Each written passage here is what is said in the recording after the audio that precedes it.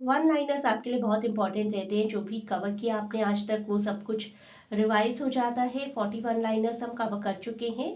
आज शुरुआत करेंगे 41 से। तो पार्ट 5 हम कवर कर रहे हैं इस वीडियो का। पूरी सीरीज को ज़रूर देखिए। सेम सीरीज का लिंक मैंने आपके डिस्क्रिप्शन में प्रोवाइड किया है, जिसमें कि आप MH एब्राहम्स की टर्म्स को भी कवर करेंगे। तो पहले आप 20 वीडियोस कवर करिए MH एब्राहम्स की टर्म्स के, और उसके बाद शुरू करिए अपना वन लाइनर, और बहुत अच्छी प्रिपरेशन हो जाएगी आपकी, that I can assure you. Questions की प्रैक्टिस स्पेसिफिकली इस टाइमर के साथ ही करिएगा। ये आपको बिल्कुल रियल टाइम एक्सपीरियंस देगा। आप इस टेलीग्राम लिंक पर इंक्वायर करके सेल्फ प्रिपरेशन पैकेज के लिए भी ऑप्ट कर सकते हैं, जहां पर आपको 10 PDFs प्रोवाइड की जाएंगी, एंड वेरी सून आपको इन वन लाइनर्स की PDF भी दे दी जाएगी if you opt for this package. तो जितने भी वन लाइनर्स क्रिएट हो चुके होंगे by the time of your exam, उतने आपके लिए प्रोवाइड कर दिए जाएंगे। जो कुछ भी आपको कवर करना होता है एक लिटरेरी कॉम्पिटिटिव एग्जाम के प्रिपरेशन के लिए, वो सब कुछ है यहाँ पर। हिस्ट्री ऑफ लिटरेचर, उसके MCQs की प्रैक्टिस, सबसे important part glossary of literary terms by MH Abrams, 87 pages की है ये PDF। Imagine. Evolution and genres of English novel, famous American, British and Indian writers, literary criticism, linguistics, non-fiction। तो सभी genres covered हैं यहाँ पर। और इसके अलावा the icing on the cake is 1000 MCQs की प्रैक्टिस, जो कि आपको PDF के थ्रू ही करवाई जाएगी। And once you join for this package, आपको दो क्वेश्चन पेपर्स भी सॉल्व करवाए जाएंगे ऑफ 100 क्वेश्चंस ईच। ये आपका एक ऑनलाइन टेस्ट रहेगा नियर बाय योर एग्जाम। आज का हमारा first question number 41, the kingdom of nowhere is another name of what? Yes, it is utopia. आप लोग अपने आप को स्कोर भी करते रहे, and it will be good अगर आप मुझे बताएं कि विद इन 15 सेकेंड्स आप आंसर सोच पाए थे या नहीं। Kingdom of nowhere is another name of utopia. The word utopia literally translates to no place according to Greek. तो नो प्लेस मीन्स कि nowhere, kingdom of nowhere. Actually utopia है भी ऐसा ही एक कंसेप्ट, एक मेटाफोरिकल तरीका है ये कहने का कि इतनी परफेक्ट सोसाइटी ये तो रियलिटी में एग्जिस्ट कर ही नहीं सकती। Next question, Columbus discovered America in which year? The answer 1492। Christopher Columbus, जो कि काफी पॉपुलर इटालियन एक्सप्लोरर थे, ही embarked on a historic journey across Atlantic in this year 1492. Vasco da Gama reached India in the year, पर Columbus के कुछ ही साल बाद, 6 साल बाद।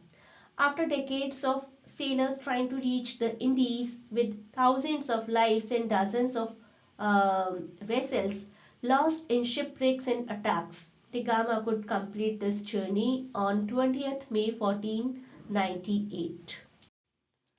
Whom did Spenser commemorate in the elegy Astrophel? None other than Philip Sidney, जिन्होंने Astrophil और Stella sonnet भी लिखा था 1591 में, the first sonnet sequence. Edmund Spenser's elegy Astrophel commemorates Sir Philip Sidney, who died in 1586. Sidney काफी popular statesman, warrior और writer थे। In Chaucer's The Prologue to Canterbury Tales, the pilgrims started a 60-mile journey to Canterbury in which month? April is considered to be a very favorable season for all the tourists. It is April and pilgrims are preparing for a pilgrimage to Canterbury in order to visit the shrine of Sir Thomas Becket. The first most gifted writer of the interlude. Interlude क्या होता है, कैसे ये popular हुए, सब कुछ हम जानेंगे अभी। Interlude in theatres, early form of English dramatic entertainment, sometimes considered to be transition. John Heywood ने पॉपुलराइज किया था medieval morality plays के थ्रू ट्यूडर ड्रामास के टाइम पीरियड पर.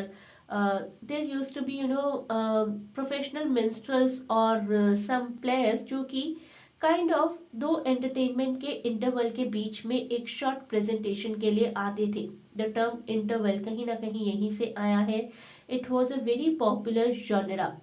और जो प्लेस पॉपुलर है उसमें से सबसे ज्यादा पॉपुलर तो यही प्ले है हमारा, the play called the 4PP and the play of weather. 1533 का ये प्ले है and the play called 4PP 1544 का है. तो ये आप याद रखिएगा, काफी काम आ जाएगा आपके. ये जो 4PP प्ले है ना, इसके प्रोफेशन से रिलेटेड भी क्वेश्चन आ सकता है. The play called the 4PP काफी पॉपुलर प्ले था और इसको 4 P's कहकर भी प्रोनाउंस किया जाता है. Popular interlude which in which 4 men are there जिनके सभी के प्रोफेशंस P से शुरू होते हैं. यू कैन सी है Palmer, pardoner, potycary and pedlar. Next question, the main cause of the War of Roses was what? The major cause was the rivalry between France and England. Complex combination of factors थे वैसे तो, लेकिन major cause तो यही था. And people also say it was because of the poor leadership of King Henry VI. War of Roses जो कि 1455 से 85 के बीच की एक वॉर है. Series of civil wars between the houses of Lancaster and York. Emblem भी है इन दोनों के, white rose of York and red of Lancaster. आप यहाँ पर देख सकते हैं रोजेस को, red of Lancaster and white of York. War of Roses were rooted in English socio-economic troubles caused by 100 Years War. अभी तक आपको 100 Year Wars का ईयर मेरे साथ रिविजन करते करते याद हो चुका है. That was 1337 to 1453. और उसी के थोड़ा टाइम बाद देखिए ये वॉर जो कि 1455 में शुरू हो गई थी. तो 100 Years War भी इस वॉर का एक कॉज था. And the major factor was the commercial rivalry between France and England. Next question, songs and sonnets known as Tottel's Miscellany appeared in which year? The correct answer 1557, 1557. Songs and sonnets usually called Tottel's Miscellany first printed anthology थी English poetry की और सबसे पहले इसको publish किया था Richard total ने. इसी वजह से Tottel's Miscellany है नाम इसका. रिचर्ड नाम आप याद रखिएगा, मे बी आपको फर्स्ट नेम आइडेंटिफाई करने के लिए आ जाए. Who is the central character in The Fairy Queen? The correct answer is Prince Arthur. The central character in Fairy Queen is Arthur, a young prince who is on a quest to find the Fairy Queen. और queen को नाम दिया गया है ग्लोरियाना. हो सकता है ये क्वेश्चन आ जाए आपको एग्जाम्स में, तो याद रखिएगा. And this Prince Arthur represents the ideal of the perfect ruler. Next question. Spenser wrote a preface to the Fairy Queen in the form of a letter. किसको वो लेटर एड्रेस किया गया है? That is my question. And the correct answer, as you can see here, is Sir Walter Raleigh. A letter written by Spenser to Sir Walter Raleigh in 1591-590 contains a preface to the Fairy Queen. जिसमें Spenser describe करते हैं पूरा allegorical presentation of all the virtues through Arthurian legends. तो ये है वो 10 liners. And being the part of my academy you can also conquer your dream universities. देखिए इन स्टूडेंट्स को PU, JMI, JNU, DU ऐसी यूनिवर्सिटीज में एडमिशन मिला है. आपको भी मिल सकता है प्रोवाइडेड कि आप अच्छे से स्टडी करें, बहुत डिटेल्ड स्टडी करें, प्रॉपरली रिविजन करें. And if you join my classes I can assure कि आप सबको अपनी ड्रीम यूनिवर्सिटी में एडमिशन मिलेगा. IPU के अप्रॉक्सीमेटली 100 रैंक्स में देखिए मेरी एकेडमी के कितने स्टूडेंट्स हैं. पौशाली, सौम्या, सिद्धांत, रुकैया, आस्था, रितिका, देविका. तो इन सभी को भी अपनी ड्रीम यूनिवर्सिटीज़ में एडमिशन मिला है, आपको भी ज़रूर मिलेगा। 2023 LU topper, 2024 LU topper has been from my academy Aanchal and Anshuman. तो इन सभी की तरह अपनी पोजीशन सिक्योर करने के लिए आप ये क्लासेस ज्वाइन करें। You can join for CUET, you can join for UGC, you can join for JPSC और UPSC English literature optional exam. This is the WhatsApp link, this is the Telegram link. इन दोनों links को ही मैं description में भी provide करूँगी। Contact करिए और अपनी जर्नी शुरू करिए अपनी यूनिवर्सिटी, अपनी ड्रीम यूनिवर्सिटी को अचीव करने की। So you can join the classes for UGC NET and MA English entrance preparation. Link to connect with us for the admission has been given in description.